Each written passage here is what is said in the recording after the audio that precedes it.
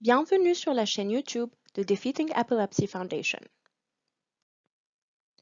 Dans cette présentation, nous allons discuter de ce qu'est l'épilepsie réflexe, des différents types d'épilepsie réflexe et du traitement de l'épilepsie réflexe. N'oubliez pas d'aimer nos vidéos et vous abonner à notre chaîne YouTube. Cliquez sur la cloche pour être notifié des futures vidéos. Nous apprécions votre soutien. L'épilepsie réflexe est définie comme un syndrome spécifique dans lequel toutes les crises d'épilepsie sont précipitées par des stimuli sensoriels. Les crises réflexes peuvent prendre diverses formes, à début généralo-focal, avec ou sans généralisation secondaire.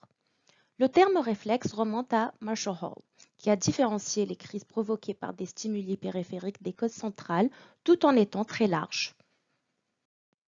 Il existe de nombreux types différents de crises réflexes. Elles peuvent être déclenchées par la lumière, la température, les sensations et le stress. Dans notre présentation, nous allons aborder quelques-uns des nombreux types de crises réflexes. Selon la Fondation pour l'épilepsie, les exemples de déclencheurs sont les écrans de télévision et d'ordinateur qui clignotent au fond défiler des images, certains jeux vidéo contenant des flashs rapides, des motifs alternés de différentes couleurs, des lumières stroboscopiques intenses, la lumière naturelle qui scintille à travers les arbres ou les stores vénitiens, et certains motifs visuels, notamment les bandes de couleurs contrastées. Prendre des selfies fait désormais partie de notre culture. Il est possible que les téléphones portables provoquent des crises d'épilepsie réflexe. Dans l'article Selfie épilepsie, une nouvelle photosensibilité, les auteurs expliquent un cas dans lequel un patient a eu une crise en prenant un selfie. Ce qui est intéressant dans cette étude, c'est que même si les personnes épileptiques sont mises en garde contre les lumières stroboscopiques, les téléphones portables n'ont pas le même avertissement, alors que beaucoup d'entre eux sont équipés de lumières LED pulsées. Comme ce cas ne concernait qu'un seul patient, aucun changement ou avertissement n'a été mis en place pour les téléphones portables, mais il est possible que cela change à l'avenir. Les crises provoquées par le téléphone entrent dans la catégorie des crises induites par l'audition. Les crises auditives sont définies comme un groupe rare et hétérogène d'épilepsie réflexe dans lesquelles les crises sont presque constamment déclenchées par des stimuli élaborés et complexes tels que la musique, les voix et d'autres sons. Dans l'article intitulé Telephone-Induced Seizures, a New Type of Reflex Epilepsy, 3 cas ont été étudiés. Les chercheurs ont constaté que l'activité épileptique se produisait dans le lobe temporal. L'épilepsie par brossage de dents est définie comme une forme extrêmement rare d'épilepsie réflexe provoquée par des stimuli stéréotypés spécifiques.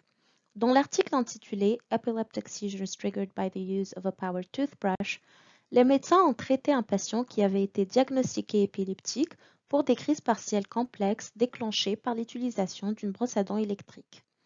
Les médecins ont demandé au patient d'arrêter d'utiliser la brosse à dents électrique et de se brosser les dents manuellement et de ne pas le faire vigoureusement.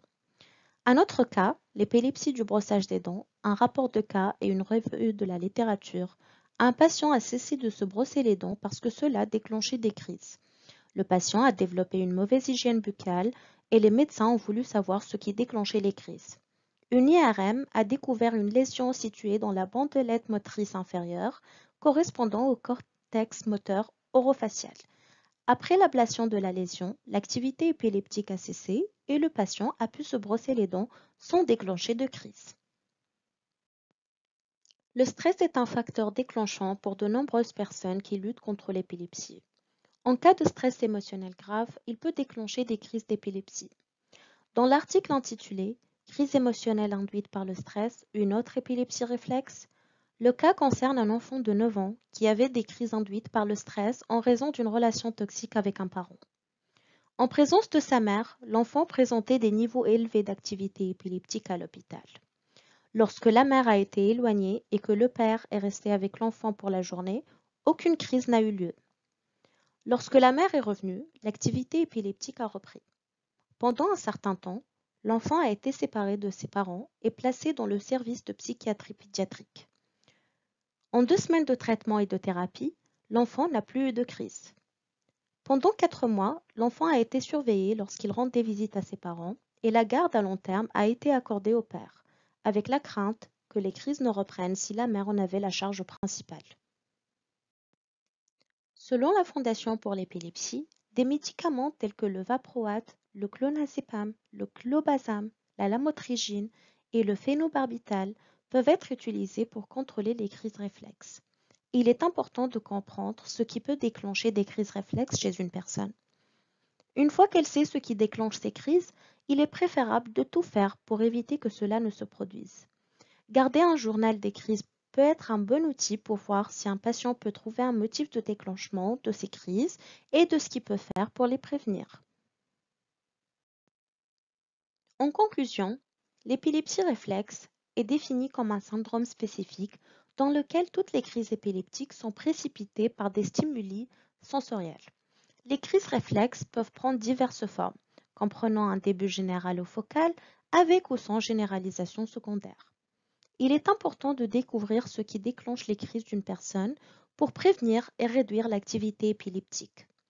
En plus d'apprendre ce qui déclenche les crises, certains médicaments anticonvulsivants peuvent également aider à contrôler l'activité épileptique. Pour en savoir plus sur l'épilepsie réflexe, veuillez consulter nos ressources utilisées dans la présentation d'aujourd'hui. Veuillez aimer et vous abonner à notre chaîne YouTube et nous suivre sur nos pages de réseaux sociaux. Nous aimerions avoir de vos nouvelles. Laissez un commentaire ci-dessous ou envoyez-nous un courriel à info@defeatingepilepsy.org. Merci de votre soutien et ensemble, nous vaincrons l'épilepsie.